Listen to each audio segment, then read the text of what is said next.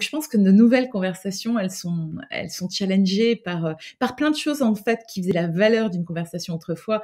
Moi, je pense que nos conversations, la qualité de nos conversations dépend en grande partie de la qualité de notre écoute. Et je trouve que le niveau de conversation avec un guide conseil chez Nature et Découverte est très différent de la conversation que vous pouvez avoir chez un vendeur dans une enseigne de fast fashion. On était les premiers en France à proposer un magasin expérientiel ou sensoriel, voire émotionnel, j'allais dire. Et donc, il se passe un truc. Et effectivement, pour nous, nos magasins sont nos meilleurs médias.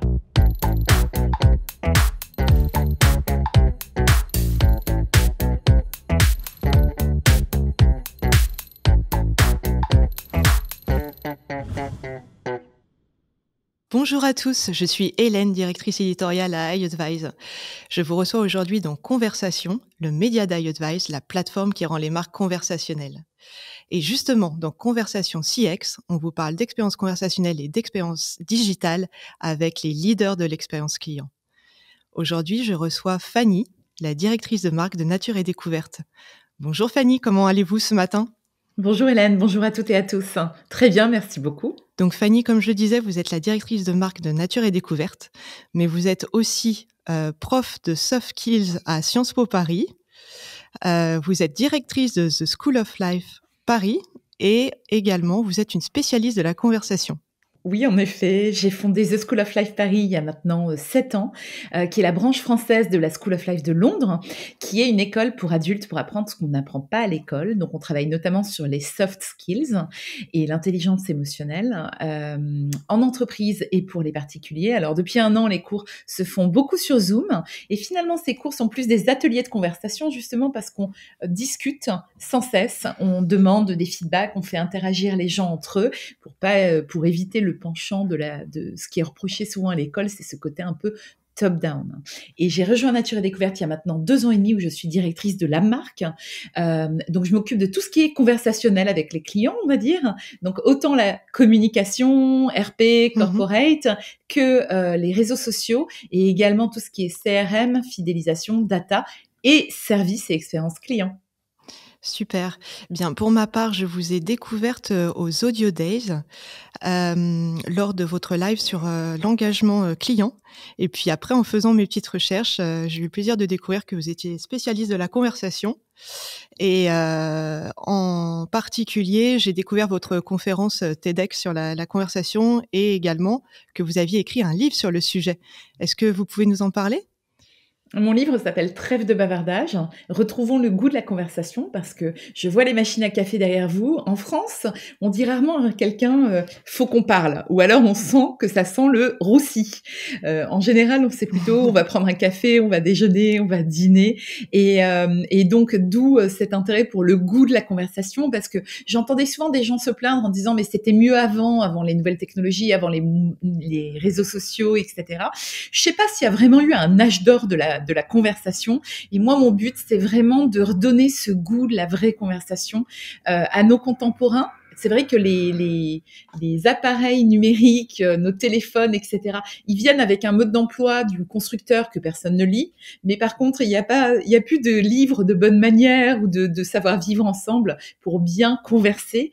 Et mon livre, c'est simplement, humblement, une source d'inspiration, je crois, pour essayer d'aller plus loin dans ces conversations, afin d'en vivre de plus heureuses, de plus intenses, de plus profondes et s'enrichir par la conversation. Oui, et si j'ai bien compris, de vraiment se connecter à travers ces conversations, de trouver des points communs et... Je commence par poser la question, c'est quoi une vraie bonne conversation ? Qu'est-ce qu'on est en droit d'attendre ? Qu'est-ce qu'on attend ? Et à partir de là, je déroule tout un fil sur la conversation. D'accord. Donc on commence toujours ces interviews par une question type. On pense à iAdvise que les conversations rythment nos vies, qu'elles sont aussi source de nos idées, de nos projets.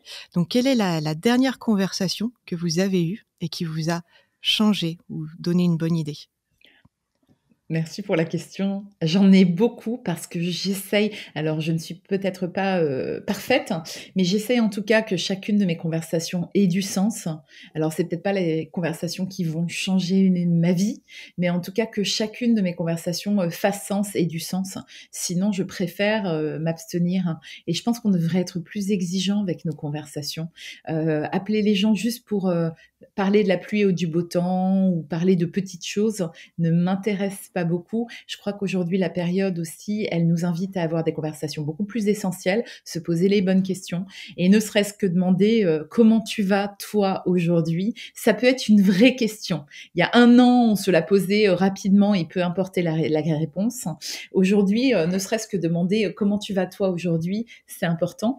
Et puis, je crois que la dernière vraie bonne conversation que j'ai eue, c'était hier soir avec ma sœur. On a suivi un cours de yoga ensemble à distance avec une prof que j'aime beaucoup et c'était sur le chakra de la voix. Et ma sœur est sage-femme. Et la prof soulignait justement que quand on est, la première chose qu'on fait, c'est qu'on utilise notre voix et on crie. Et du coup, j'ai une conversation passionnante sur justement le pouvoir de la voix dans nos vies, de la naissance jusqu'au bout.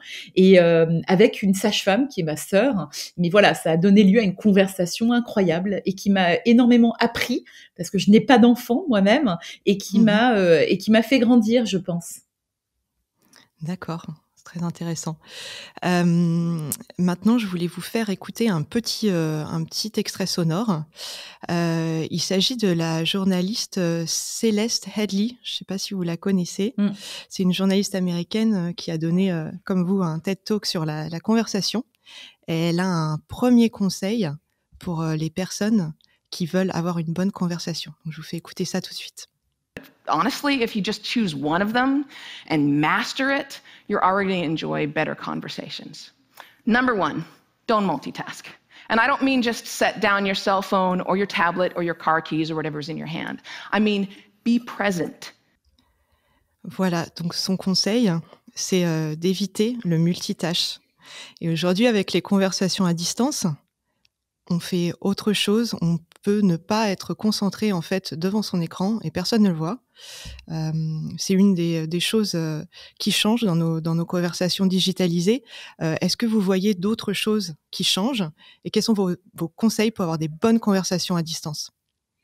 Bah, il y a plein de choses qui changent. Alors déjà, nous-mêmes, aujourd'hui, on se parle sur une plateforme où je vous vois comme si vous étiez en face de moi, mais en réalité, je regarde juste un écran plat, et Ouais. en plus, je regarde pas vraiment ma caméra, je regarde l'image que j'ai de vous et ça change plein de choses parce que je pense que le regard est très important.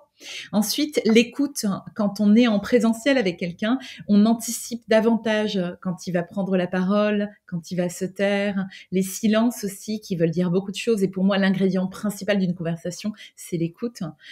Donc je pense que nos nouvelles conversations, elles sont challengées par plein de choses en fait qui faisaient la valeur d'une conversation autrefois et qui aujourd'hui sont complètement chamboulées. Donc on apprend aussi d'autres choses, ça nous fait découvrir ou approfondir d'autres conversations. Moi, je sais qu'autrefois, quand je commençais les meetings avec mon équipe, je passais pas autant de temps sur la partie comment allez-vous, comment va votre équipe, apprendre vraiment des nouvelles des gens, alors qu'autrefois, on se voyait au bureau, si quelqu'un avait l'air un peu déprimé ou quoi, je le sentais tout de suite, alors que sur Zoom ou par téléphone, c'est beaucoup plus difficile à savoir. Et je trouve qu'on doit être vigilant avec les signaux faibles aussi qui peuvent se développer parfois au sein des équipes ces derniers mois. Donc, je pense que tout est bouleversé aujourd'hui et d'où l'intérêt de s'interroger sur les conversations et revenir à la base de la conversation qui est l'écoute, la présence. Moi, je pense que nos conversations, la qualité de nos conversations dépend en grande partie de la qualité de notre écoute. Et aussi, aujourd'hui, la conversation, comme on vient de le dire, se digitalise. Elle passe aussi beaucoup par les messages, par le messaging. 42 millions de messages sont échangés chaque minute dans le monde, rien que sur WhatsApp. Alors, je voulais vous demander, est-ce qu'on peut créer des liens, heu, véritables et avoir des bonnes conversations, sur ces fils de discussion qui s'échangent partout à travers le monde? Alors, dans les 42 millions, j'aimerais savoir combien sont des gifs ou des émoticônes. Il y en a peut-être une bonne partie aussi. Bon, en effet, ça peut sembler un petit peu compliqué ou un petit peu schématique. Je pense que ce qui change avec les nouvelles manières de communiquer, telles que WhatsApp que vous avez cité, mais on en a plein d'autres, Telegram, voilà, tous les réseaux sociaux, etc., c'est l'immédiateté aussi. Ma première startup s'appelait Lettre d'un inconnu, donc j'ai beaucoup réfléchi sur la correspondance. Autrefois, on s'asseyait à une table, on choisissait sa plus jolie plume, un joli papier, et on prenait le temps, voire des heures, pour s'épancher, et puis on envoyait cette lettre qui arrivait quand elle arrivait. Voilà. Aujourd'hui, tout est bouleversé. Moi, je pense que le rythme a changé pour le meilleur et pour le pire aussi, mais pour le meilleur, pourquoi pas? Parce que ça permet d'avoir des vraies conversations, ce que les lettres étaient peut-être, mais c'était beaucoup plus lent, beaucoup plus profond. La personne pouvait mourir entre-temps, que sais-je. Alors que là, moi, je sais que j'ai vécu longtemps à l'étranger et j'ai des amis que je n'ai pas vus depuis des années et avec qui, néanmoins, je garde contact grâce à ces nouveaux moyens de communication. C'est différent, évidemment, on n'a plus le quotidien qui vient en ligne de compte, mais néanmoins, je continue à avoir de très belles conversations, même si elles sont plus éloignées, par WhatsApp. Et d'ailleurs, je trouve ça sympa, le développement des WhatsApp vocaux. Alors, il y en a qui vous font un WhatsApp vocal de 4 minutes. J'en ai reçu un la semaine dernière. C'est pas possible. Oui. Mais en tout cas, le WhatsApp vocal, j'aime beaucoup. Ça me permet d'entendre la voix, la tessiture, le ton, le sourire même, parce qu'un sourire, ça s'entend, de la personne au téléphone. Donc, moi, je les condamnerai pas. Je trouve que c'est simplement une autre manière de communiquer. Et comme tout, elle mérite d'être réfléchie peut-être. Et pas de se lancer comme ça à corps perdu. Moi, j'ai horreur quelqu'un qui vous envoie 10 petits messages de 2 mots à chaque fois pour vous dire « Coucou, ça va? Et toi ?» Non.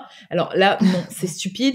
Moi, je continue à écrire des pavés de texte, même en WhatsApp, et avoir de très bonnes conversations. Et j'ai rencontré des gens à distance depuis 1 an, par des messages, par des WhatsApp, par des emails, des échanges qui sont prolongés sur Zoom. Alors, pas encore dans la vraie vie, parce que souvent, il y a la distance physique, mais que je trouve également très intéressant. D'accord. Et est-ce que sur ces supports également, vous avez des petites astuces pour vraiment se connecter et avoir des bonnes conversations?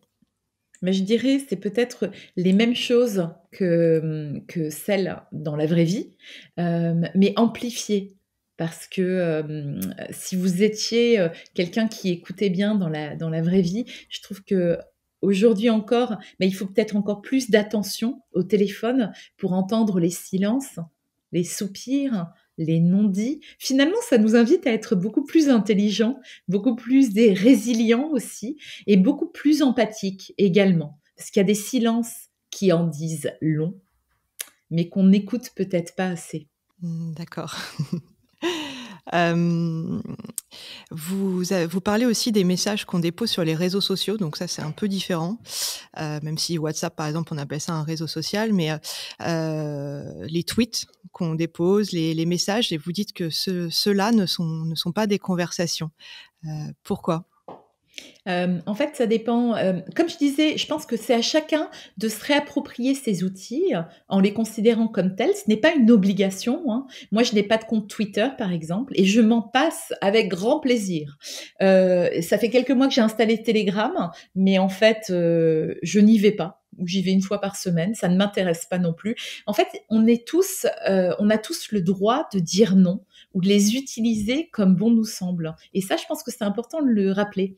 Et ensuite, les réseaux sociaux, alors là, si on parle de Facebook, d'Instagram, donc Twitter mis à part parce que je ne l'utilise pas, donc je ne me permettrai pas d'en parler. C'est pas un réseau qui m'intéresse, de par son immédiateté. Moi, j'ai un rapport au temps qui est très différent, donc voilà, j'ai choisi de ne pas l'utiliser, mais c'est un choix personnel et que j'assume. En revanche, sur les réseaux sociaux, après, moi, la course au like et aller voir un commentaire qui est caché dans une centaine de likes, ça m'intéresse pas forcément non plus, en fait. Même si je me suis fait des amis, par exemple, via Instagram, où typiquement, c'est un réseau où on va partager une photo ou de l'inspiration et puis éventuellement mettre un texte, et je suis pas sûre que tout le monde prenne le temps de lire les textes.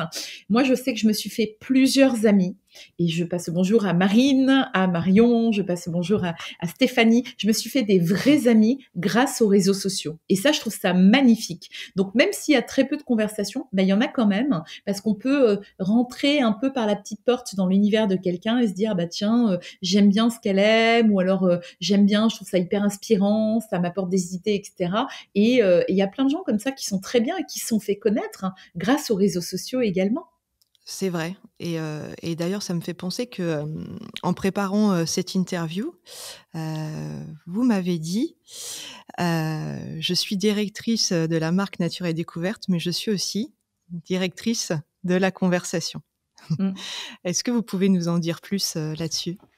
Mais absolument, je m'occupe de tout ce qui est communication. Alors, communication, c'était le mot, j'allais dire, le mot valise où on met beaucoup, beaucoup de choses. Mais je m'occupe de la communication et de la conversation avec nos clients, nos adhérents et aussi par extension avec notre communauté parce qu'il y a certainement des gens qui nous suivent sur les réseaux sociaux parce qu'ils trouvent le contenu intéressant mais qui sont pas forcément clients. Pas encore parce qu'ils sont trop jeunes, pas clients parce que, ils n'ont pas besoin de s'équiper chez Nature et Découverte, mais qui néanmoins aiment bien la marque ou viennent parce qu'ils ont entendu parler des engagements très forts de la marque, pionniers depuis 30 ans, ou simplement ils aiment la nature et puis ils veulent voir ce qu'on fait. Mais oui, effectivement, nous parlons à notre communauté, donc à travers les réseaux sociaux, nous parlons à nos clients. Grâce au service client, on a un service client qui est basé en France. Nous avons 6 personnes à Versailles. Enfin, en ce moment, elles sont en télétravail, qui répondent aujourd'hui aux clients tous les jours, aux centaines d'appels ou de mails que nous recevons. Donc, le service client, c'est un super outil de conversation aussi pour apprendre à mieux les connaître. On a des remontées qui sont très, très dynamiques avec ça. Mais aussi via le CRM, via la feed, on a 95 magasins aujourd'hui. Alors, 94 sont fermés au jour où nous nous parlons, mais nous espérons qu'ils vont réouvrir bientôt.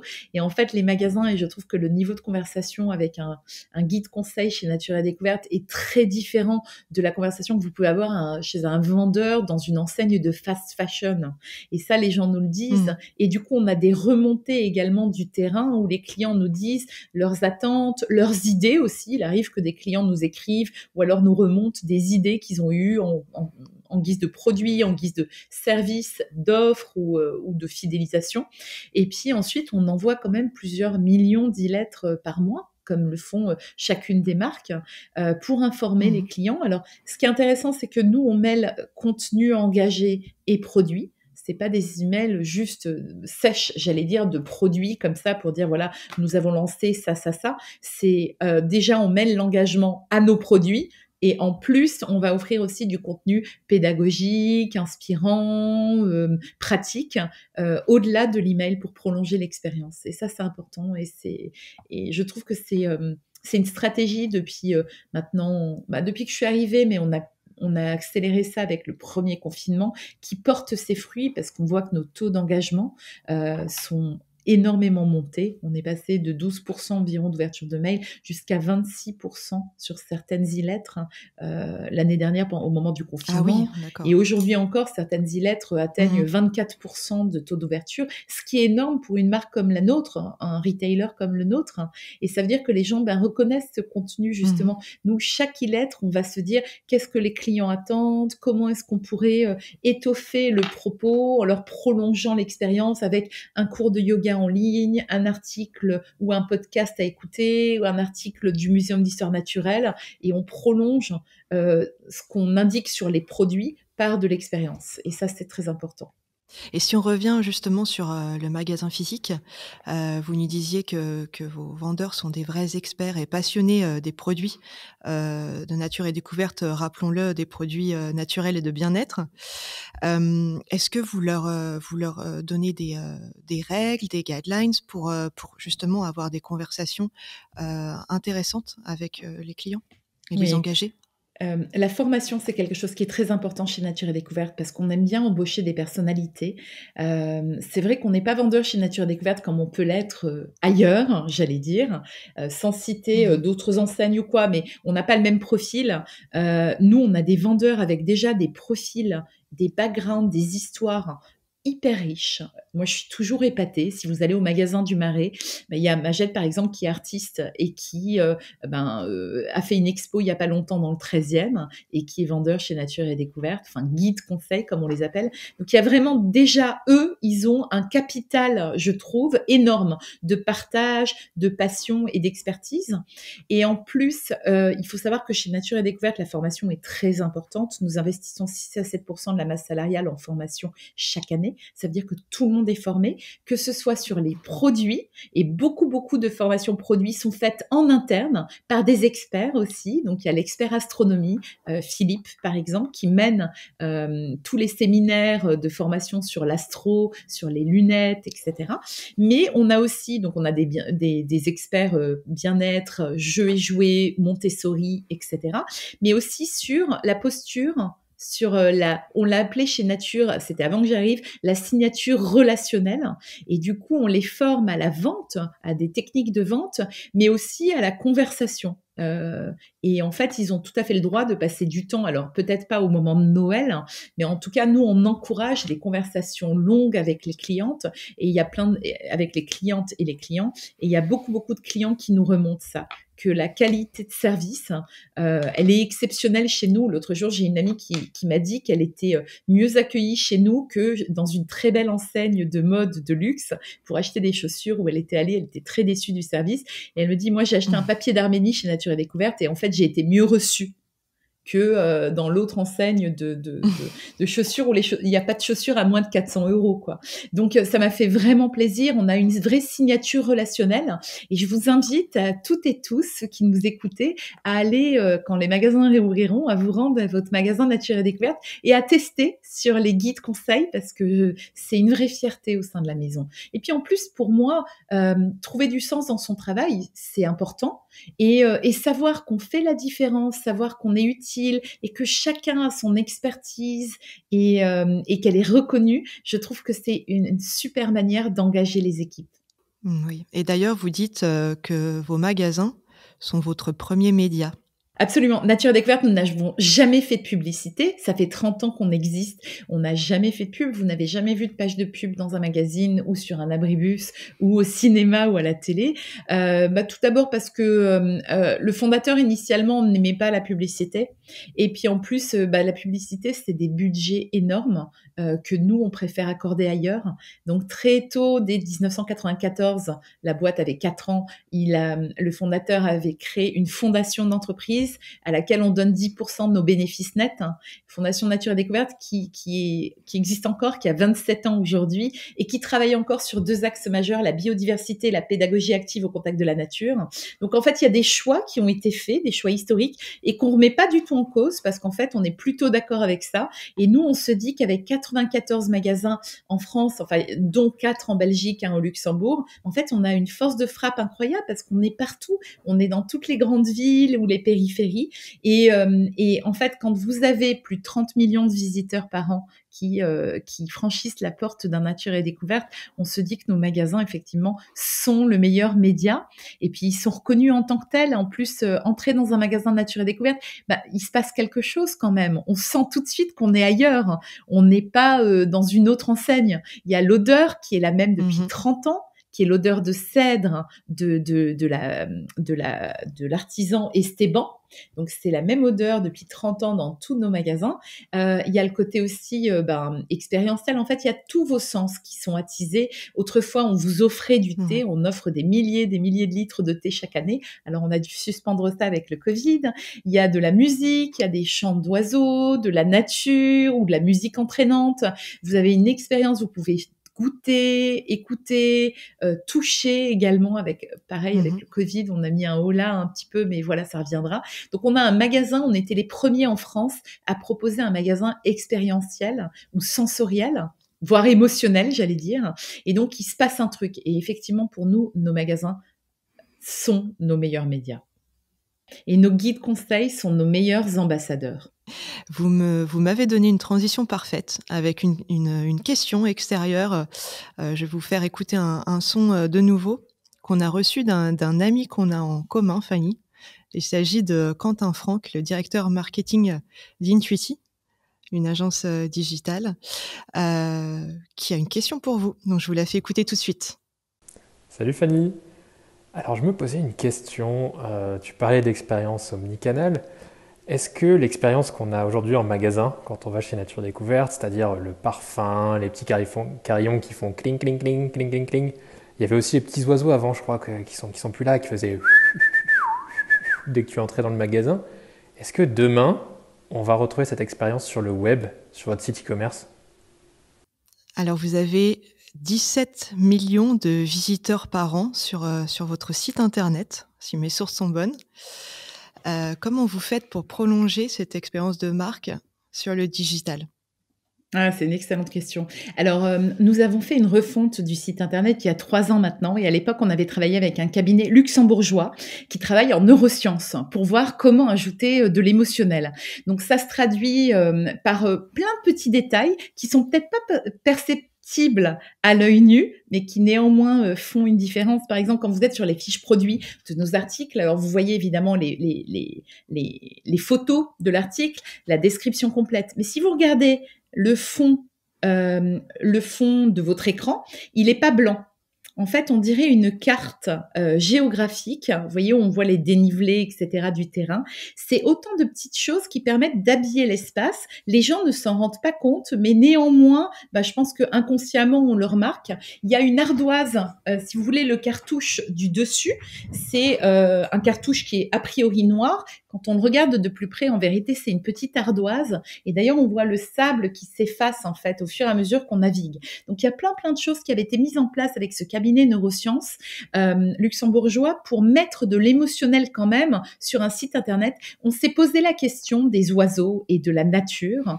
Mais en fait, d'une part, il y avait la vitesse de chargement des pages n'était pas optimale pour le moment.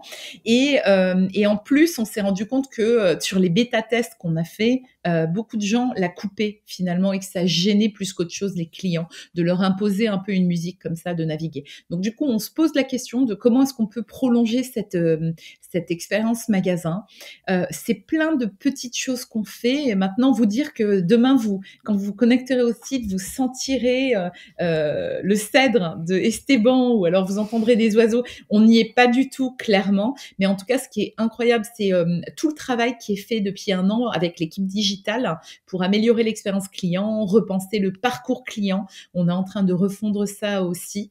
Voilà. Mais après, mettre de l'émotionnel, je pense que ça passe aussi beaucoup par les mots, par les photos. Donc, on est en plein travail là-dessus également avec mon équipe et évidemment en coordination avec l'équipe digitale. Donc, ça, ça vient. Voilà. Et on en a parlé un peu tout à l'heure, mais la relation client qui se digitalise, si vous aviez, je sais pas, 3 piliers pour engager et fidéliser vos visiteurs donc en ligne, quels sont-ils? Ah, bonne question. Moi, je dirais, la confiance, parce que c'est une confiance qui s'est établie depuis 30 ans, hein, on n'est pas un nouveau player sur le marché, donc il y a quand même, une histoire, un historique et nous, pour nous, c'est important de capitaliser là-dessus pour accompagner encore aujourd'hui au quotidien, nos clients ou nos communautés pour des choix éclairés. Ensuite, c'est, je dirais, l'empathie ou la compréhension fine des besoins du client pour essayer, voire même de les anticiper avant même qu'il les ressente. Et puis ensuite, je trouve que c'est aussi la transparence. Aujourd'hui, c'est important d'être transparent sur où nous en sommes, l'impact écologique de nos produits. On va l'intégrer. C'est dans un des chantiers que nous avons sur les fiches de chacun de nos produits pour vraiment que les gens comprennent. En fait, chez Nature et Découverte, alors quand on a des magasins qui font 300-400 mètres carrés, on peut pas proposer 50 000 références. Hein, on n'est pas Amazon. Voilà, il faut faire des choix. Et en fait, je pense que ce qui est important, et là on va travailler davantage encore, c'est pourquoi est-ce qu'on a fait ces choix. Partager, nous on a une liste en interne de 27 critères rédhibitoires. Ça fait des années qu'on travaille avec et on la met à jour sans cesse. Mais néanmoins, on se rend compte que c'est important de l'expliquer aux clients parce que nous, on travaille avec, mais eux, ils le savent pas forcément.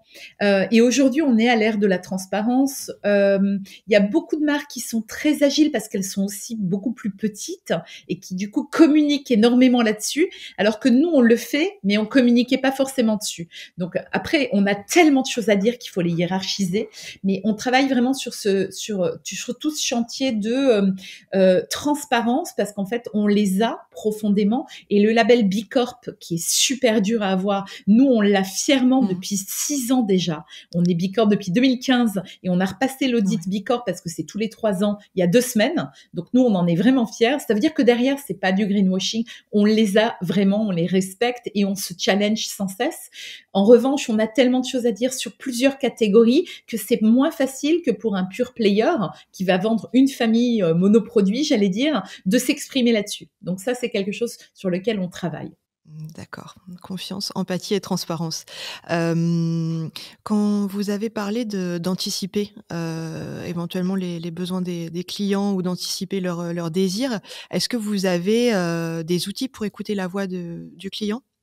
Alors aujourd'hui, on a les remontées beaucoup du service client qu'on a upgradé d'ailleurs en service client et expérience client.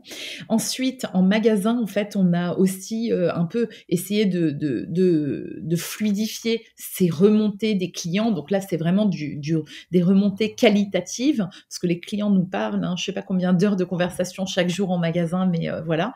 Et là, on est en train de s'interroger sur quels outils on va mettre en place effectivement au niveau du siège pour avoir encore plus de remontées sur écouter la voix du client justement. Donc on travaille sur un déploiement parce qu'on fait des études qualitatives ponctuelles, mais on s'interroge sur est-ce qu'il nous faudrait un outil pour avoir aussi permettre aux clients de remonter plus facilement encore leur feedback sans passer par le vendeur, par le guide conseil. Très bien, Fanny. Cette interview touche à sa fin. Pour finir, je voulais vous poser une question. Est-ce que il y a un projet, quelque chose qui vous tient à cœur, dont vous aimeriez nous parler ? Ah, très bonne question. C'est difficile de trier, de choisir, c'est renoncer, parce que entre la recertification B Corp, on se pose aussi pas mal de questions sur d'autres choses. Là, on vient de terminer le COMEX de la Fondation Nature et Découverte avec tous les projets 2021 et c'est passionnant. On est en train de choisir quel sera l'arrondi national à partir de septembre dans nos magasins, parce qu'en fait, pour nous, c'est important d'être engagé, mais d'engager aussi notre communauté et nos clients. Donc ça m'excite pas mal en ce moment. Ce qui m'excite aussi, c'est l'intégration à ce grand groupe. On a été racheté par la Fnac il y a 1 an et demi maintenant. Nous avons une nouvelle directrice générale qui vient d'arriver depuis 1 mois. Depuis 1 mois, jour pour jour, quasiment.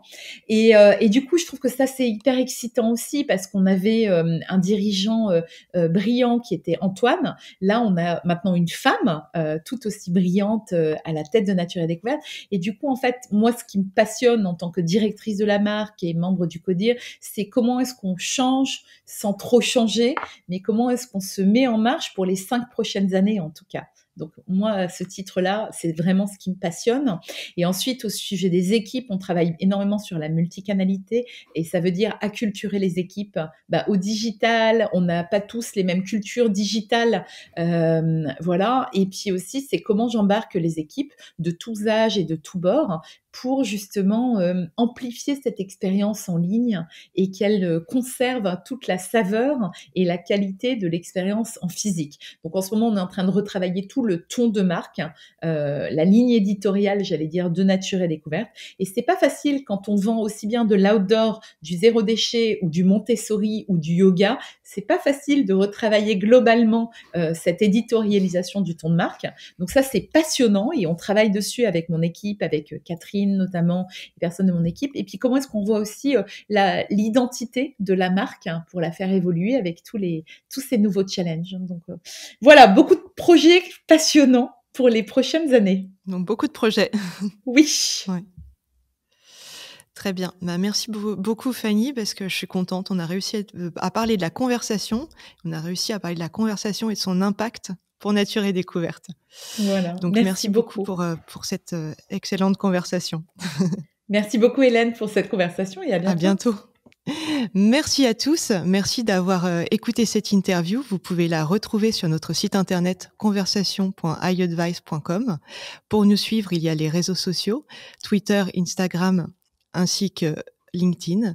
Et également, vous pouvez vous abonner à nos chaînes YouTube, Spotify, Google et Apple Podcast. La conversation continue avec iAdvice.